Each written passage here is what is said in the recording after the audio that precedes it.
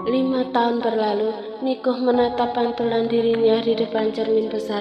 Nafas hangat yang keluar dari hidungnya menerpa puncak kepala seorang perempuan berambut merah ombre di hadapannya. Iris berwarna hazel itu perlahan turun, memastikan jemari lentik si perempuan mengancingkan kemejanya dengan benar. Nanti malam aku tunggu kamu di apartemenku. Aku akan menyenangkanmu semalaman nanti. Suara lembut perempuan itu terdengar begitu. Matanya mengerling diiringi senyuman menggoda di bibir merah cabenya. Ia tak sabar ingin merasakan Niko lagi. Padahal beberapa saat yang lalu mereka baru saja menuntaskan sesi di dalam ruangan kantor lelaki itu. Niko menggeleng. Sorry Janis, I've to go. Apa maksudmu? Kamu mau pergi meninggalkan aku? Bukan, aku ada urusan ke luar negeri. Perempuan bernama Janis itu menghela nafas lega. Itu artinya dia masih punya kesempatan lain kali. Tak ada ekspresi berarti dari wajah Niko. Ia hanya menatap datar pada Janis yang selama seminggu ini selalu menawarkan diri padanya. Bahkan di sore hari begini, wanita yang memiliki lekuk tubuh nyaris sempurna itu nekat datang ke perusahaan Niko hanya untuk mengajaknya bersama. Niko terkenal sebagai pria brengsek di mata para wanita. Selain hidupnya tak pernah kekurangan harta, Niko juga tak pernah kekurangan wanita. Saat ia merasa bosan dengan pekerjaan, ia tak perlu meminta, cukup duduk dengan gagah, maka para wanita akan sukarela menawarkan diri dan bertekuk lutut padanya. Tinggal Niko memilih sendiri siapa yang akan ia jadikan. Ia juga berhak mendepak wanita yang tak bisa terpakai lagi oleh dia. Well done. Janis tersenyum puas saat berhasil memasangkan seluruh deretan kancing kemeja dark grey yang dikenakan Niko. Sisanya Niko sendiri yang membereskan hingga penampilan pria itu tampak memukau dan penuh karisma. Rambut hitam legam tersisir rapi ke belakang, rahang bersih karena baru saja tadi pagi Niko mencukur bulu-bulu halus di rahang dan dagu. Tanpa mengucapkan terima kasih, Niko keluar dari ruangan pribadi yang ada di dalam ruangan kantornya. Janis menggerutu sebal karena Niko mengabaikannya begitu saja. Tapi pada akhirnya ia mengekori lelaki itu dengan perasaan kesal. Begitu Niko melewati rak bunga, tanpa sengaja ia menyenggol sebuah pot berisi tanaman kaktus hingga terjatuh ke lantai. Beruntung ia memakai sepatu. Jika tidak, maka kakinya itu pasti akan cedera terkena durinya. Niko mengamati pohon kaktus kerdil itu beberapa saat. Ia masih teringat 5 tahun yang lalu Laika dengan sengaja datang ke kantornya hanya untuk memberikan tanaman tersebut. Bunga-bunga di ruanganmu cepat layu kalau nggak dirawat dengan benar, makanya aku sengaja membawa ini, ucap Laika saat itu sambil menyodorkan kaktus mini. Tenang saja, kamu gak perlu rutin merawatnya karena kaktus dapat hidup lebih lama walau tanpa disiram air, sama seperti perasaanku. By the way, tambah Laika lagi diiringi kekehan. Akan tetapi saat itu Niko tak mengacuhkan Laika. Ia hanya sibuk dengan pekerjaan dan menganggap ucapan Laika sebagai ocehan wanita kecil yang tidak terlalu penting. Sampai kapan mau berdiri di situ? Suara dan pelukan Janis dari belakang berhasil menarik Niko dari lamunannya. Lelaki itu melepas tangan Janis dari pinggangnya, kemudian berjongkok, mengembalikan kaktus di pot putih ke tempat semula. Tidak lama setelah itu terdengar ketukan di pintu. Seorang wanita yang menjabat sebagai sekretaris Niko menyembul dari sana. Wanita itu kemudian berkata, Pak Niko, sudah waktunya Anda pergi. Benarkah? Niko melirik petunjuk waktu di tangan kiri. Baiklah, aku pergi sekarang, ucapnya kemudian mengambil ponsel dan menyeret langkah menuju pintu yang sudah tertutup kembali. Niko, panggil Janis makin kesal karena lagi-lagi Niko mengabaikannya. Lelaki itu berhenti sebelum ia memutar kenop pintu. Apalagi Janis? Walau kesal, Janis tetap menghampiri Niko, lalu mengalungkan tangan di leher lelaki itu. Ada yang lupa. Goodbye kiss, ucapnya menggoda. Lalu tanpa banyak kata tangan Niko menarik wanita itu agar semakin dengannya. dengan penuh bibir Janice yang seminggu ini jadi cukup lama, membuat Janice terasa melayang dan berbunga-bunga. Well, permainan cukup menyenangkan. Jangan lupa siapkan dirimu hanya untukku saat aku datang ke apartemenmu malam minggu nanti, ucap Nico tanpa ekspresi saat setelah mereka berakhir. Janice terlonjak kegirangan. Nico menginginkannya lagi.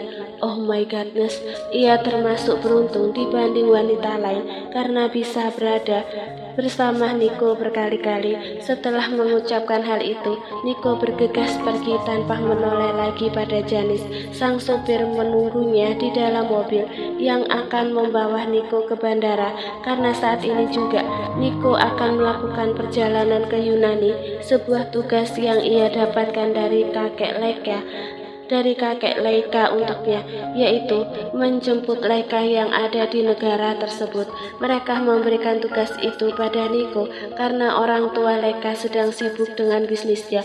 Gunardi atau ayah Leika sedang menghadiri pertemuan bisnis di Malaysia, sedangkan Amelia, ibu Leika, sibuk mengurus beberapa cabang butik yang ada di luar negeri.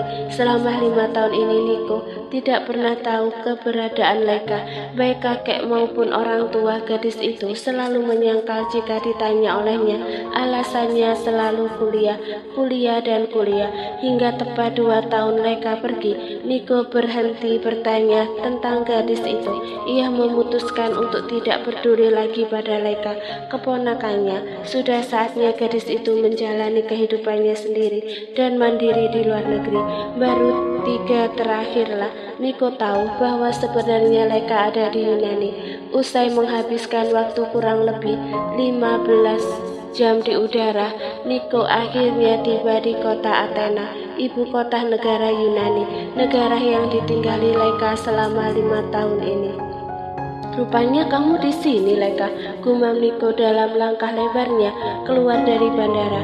Ia kemudian masuk ke dalam mobil yang sudah menunggunya. Bahkan sebelum pesawat pribadi itu mendarat di sana, butuh waktu sekitar 2 jam untuk sampai di alamat yang diberikan oleh Gunardi, yaitu rumah yang ditempati Leika. Nico akhirnya turun dari mobil setelah tiba di daerah yang dituju. Dengan langkah-langkah lebar, lelaki berkemeja putih dipadu-padankan dengan celana blue jeans itu masuk ke sebuah gang kecil.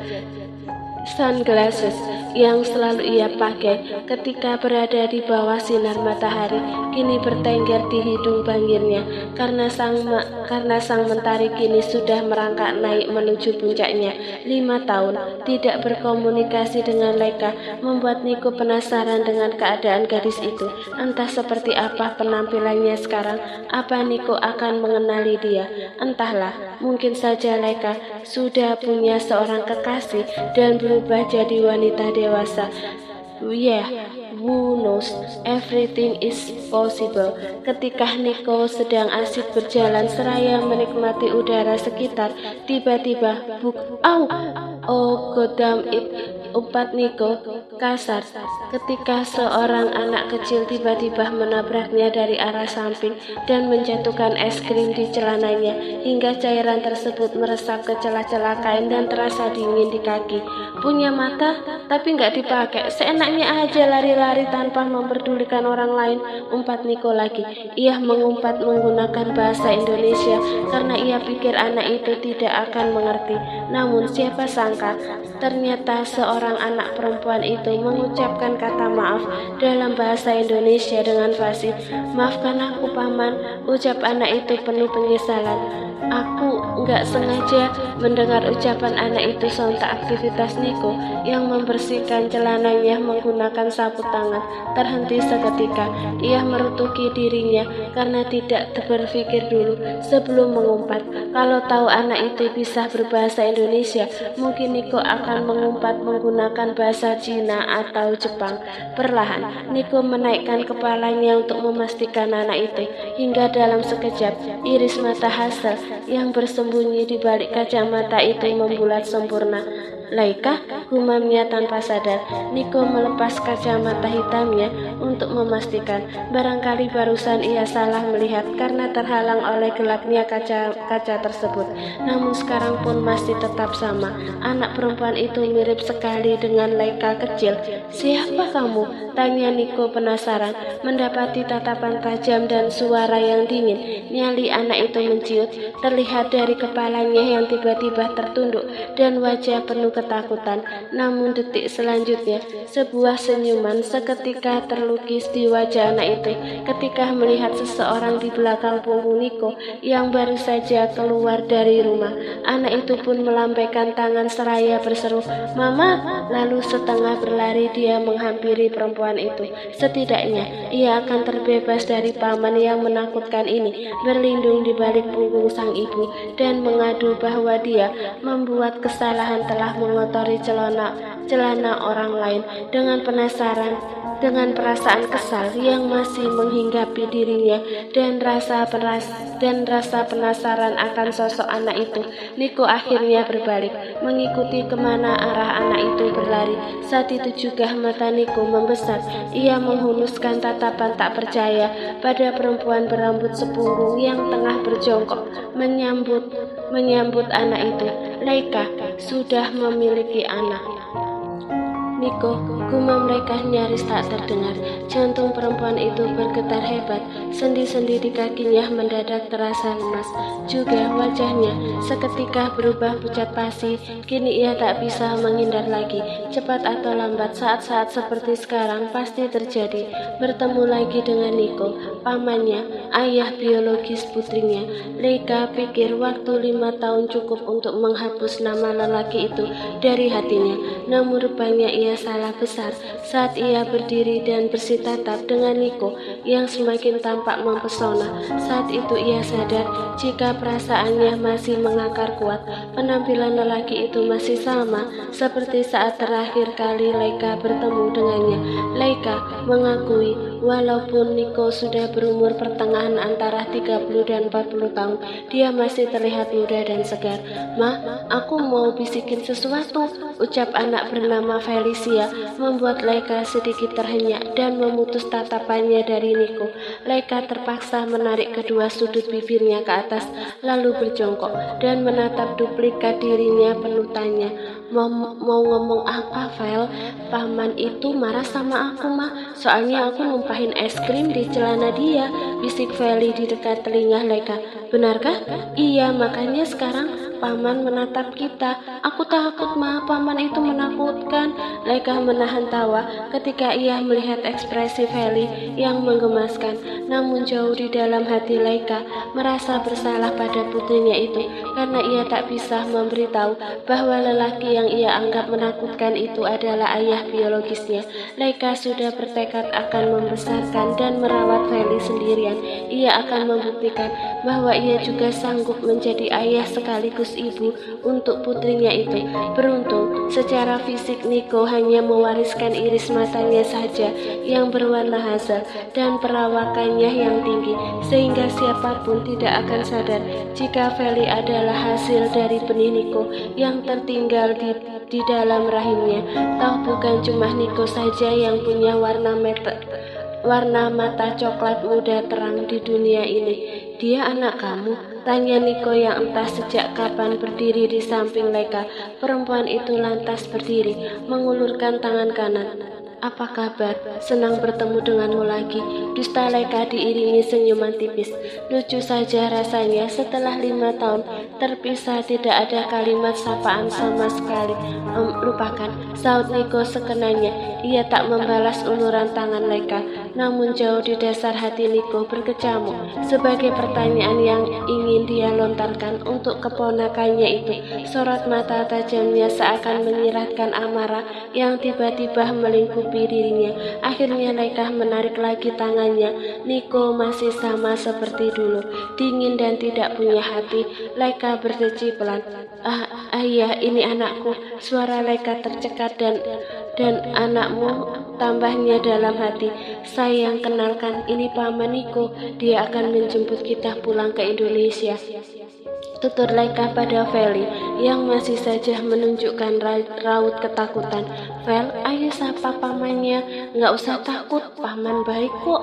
Bukannya menurut Feli, malah memegangi rok ibunya kuat-kuat. Ia termasuk anak yang tidak mudah bergaul, apalagi dengan orang baru, dan dianggap sangat menakutkan seperti Niko. Niko menatap datar pada anak kecil berusia 4 tahun itu.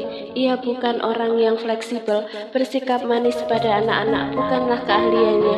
Kalau nggak mau, nggak perlu dipaksakan. Masih banyak waktu untuk berkenalan. Tutur Niko tidak ramah. Menghela nafas, Laika akhirnya membawa Niko masuk ke dalam rumahnya. Aroma anak-anak dan mainan berserakan adalah yang pertama kali Niko dapati. Lelaki itu lantas duduk di sebuah kursi sofa dan menarik tisu untuk membersihkan noda di celananya. Sayang, bisa main dulu dengan bibi. Mama ada perlu dulu dengan paman Niko. Anak itu mengerti, mengangguk, lantas berlari ke arah ruangan lain, menghampiri pelayan rumah tangga mereka.